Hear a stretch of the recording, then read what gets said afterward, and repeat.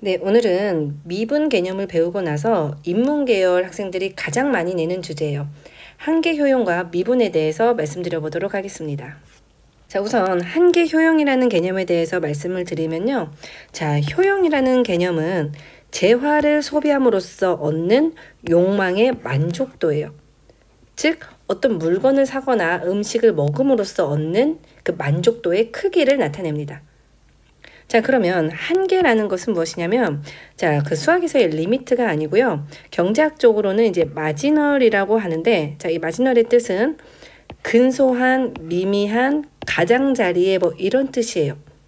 자, 그러니까 가장자리에, 즉 최후로 추가된 이런 뜻입니다. 전체 양으로 보자면 그 가장 마지막으로 추가된 양이니까 전체에 비하면 뭐 아주 근소하고 미미한 양이 될 수도 있겠죠. 그래서 가장 마지막으로 추가된 그 소비재에 대한 그런 만족도를 나타내는 게 바로 한계 효용이에요. 자, 예를 들어서 선생님이 빵을 3개를 먹어요. 자, 그러면 처음 빵을 먹음으로써 얻어지는 만족도가 있겠죠. 자, 그리고 두 번째 빵을 먹어요. 자, 그러면 물론 만족하겠지만 딱 처음 먹었을 때만큼의 만족도는 아닐 거거든요. 이런 식으로 만족도가 변할 거예요. 그래서 두 번째 빵을 먹음으로써 얻는 만족도가 있을 거고 또 세 번째 빵을 먹음으로써 얻는 그런 만족도가 있을 거예요.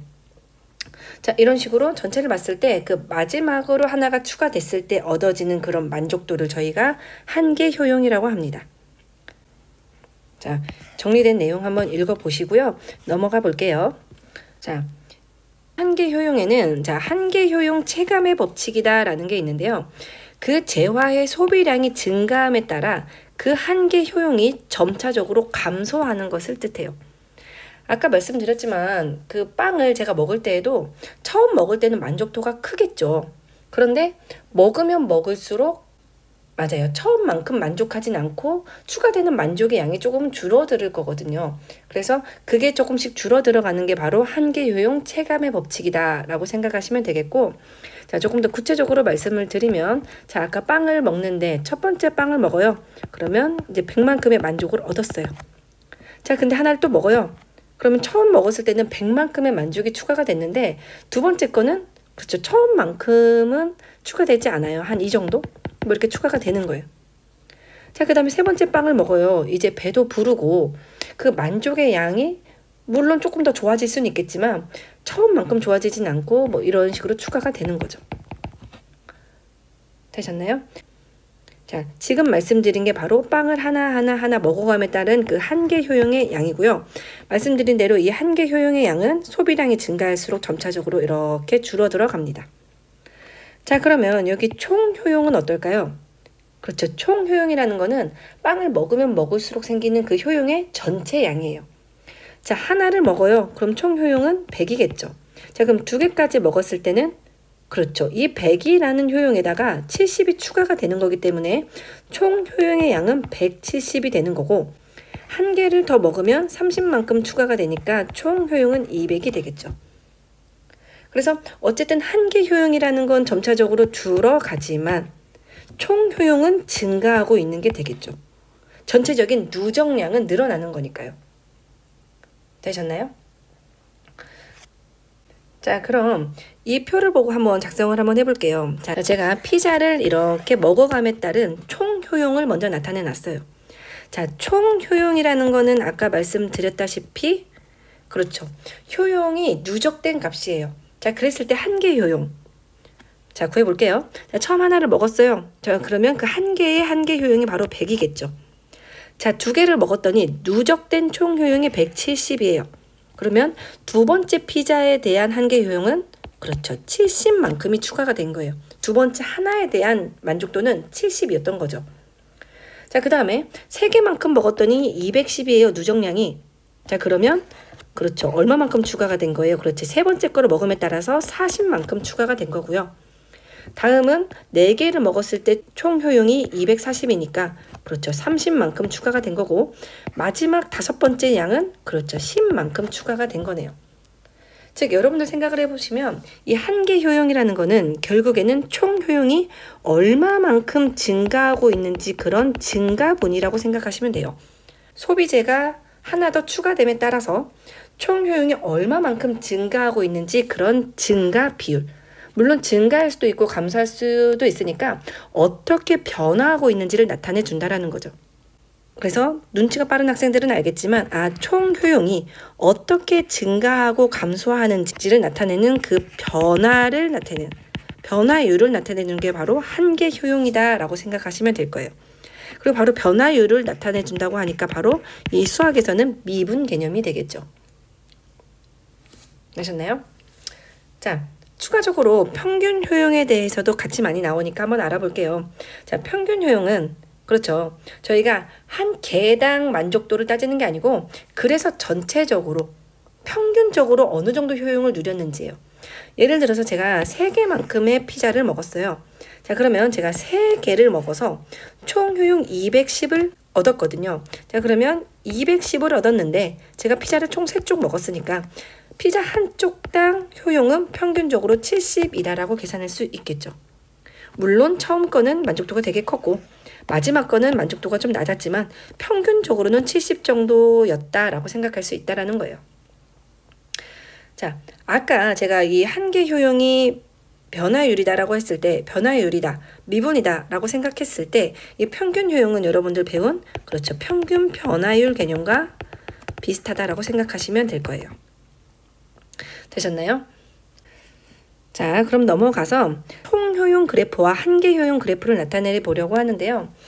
자, 우선 총 효용이라는 거는 아까 말씀드렸다시피 이 소비재가 추가됨에 따라서 이 만족도가 올라갑니다.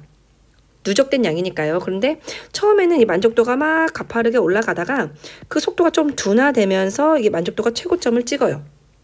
자, 그리고 이 만족도가 최고점을 찍고 나서 이 만족도는 감소하기도 합니다.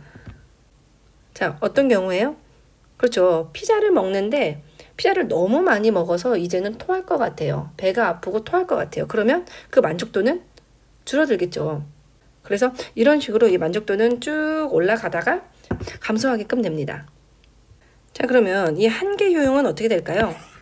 그렇죠. 이 한계 효용은 각각의 소비재가 이렇게 막 증가함에 따라서 어느 정도로 총 효용이 변하고 있는지 그 변화율을 나타낸다고 했거든요. 이제 한 개라고 자르지 않고 연속적으로 본다면 이 순간 변화율의 개념이 될 거고 저희가 익숙하게는 이 총 효용 그래프에 그렇죠. 도함수 그래프를 생각한다라고 생각하시면 돼요. 자, 그럼 따져보자면 제가 이 부분에 이제 이 부분에 x1, x2를 표기하고 이제 그래프를 한번 따져볼게요. 자, 제가 지금 순간 변화율이니까 그림에서는 그렇죠. 접선의 기울기 따지시면 됩니다. 자, 그럼 접선의 기울기는 자 보시면 접선의 기울기가 올라갑니다. 가파르게 올라가요. 자, 이 x1이라는 지점은 제가 이 기울기가 최대인 지점이에요. 증가율이 최고를 찍은 지점이죠.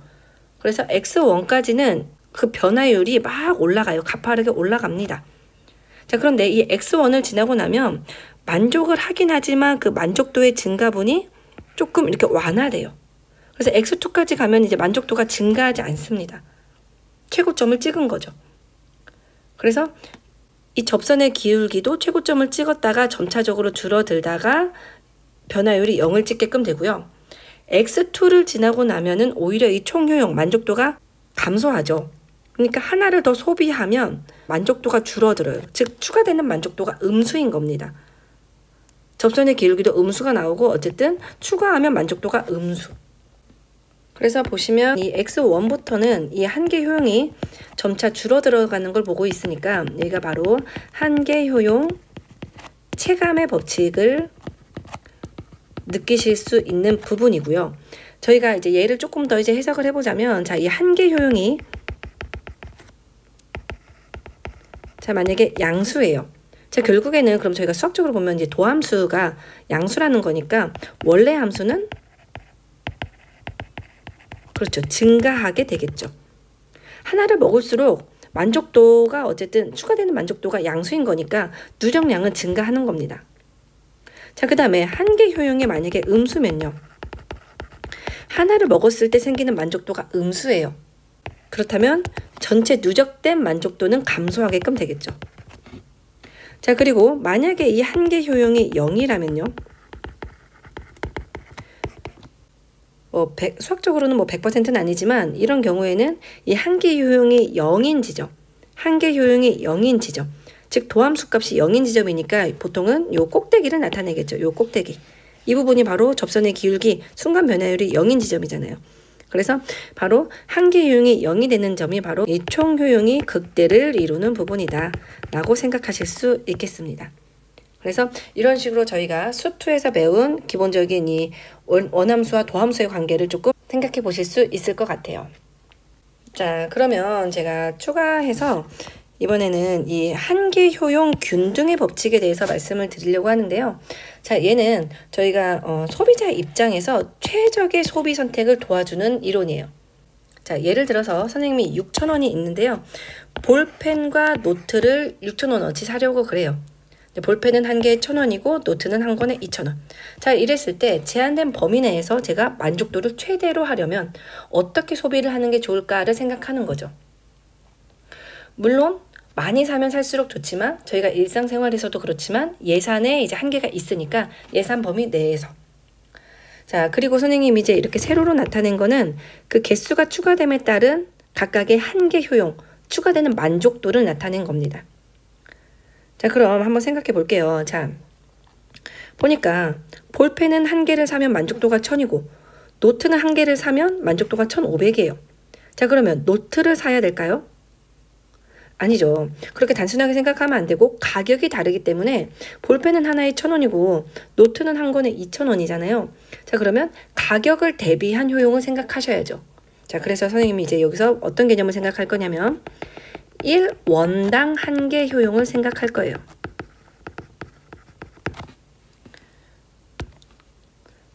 기본적으로 한 개의 금액이 다르니까 1원당으로 계산해서 어떤 걸 사는 게 만족도가 더 큰지를 생각하는 거죠.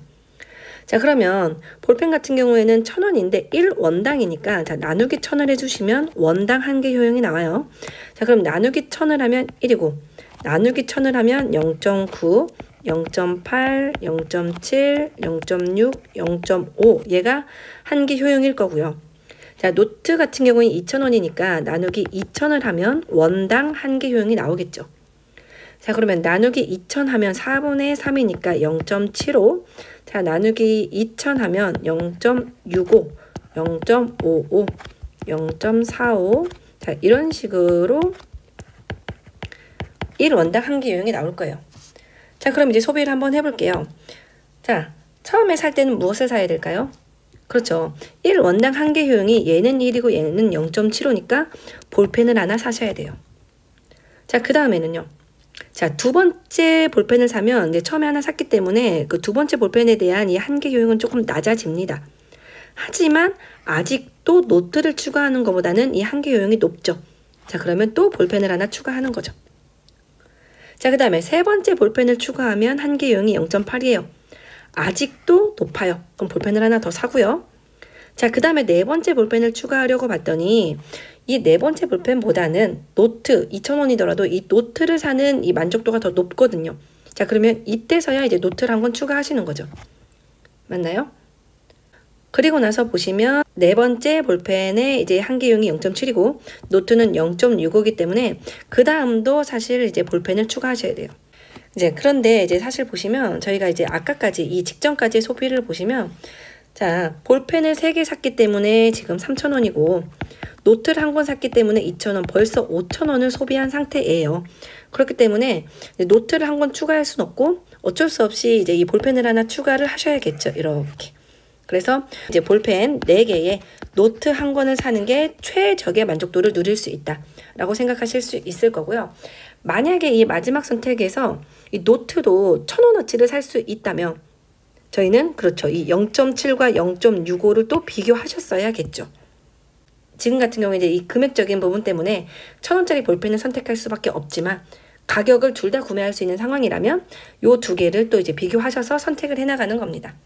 자, 이런 식으로 저희가 이제 소비를 함에 있어서 1원당 한 개 효용을 생각하시고 한 개 효용, 즉 만족도가 높은 쪽으로 이렇게 선택을 하면서 소비를 하는 거죠. 자, 그렇게 가다가 최종적으로는 어디를 향해서 그렇죠. 이 두 개의 한 개 효용이 균등하게 되는 지점을 향해 가야 저희는 최적의 소비를 할 수 있다. 만족도가 최고가 될 것이다. 라고 생각하는 거예요. 이게 바로 한계효용 균등의 법칙입니다.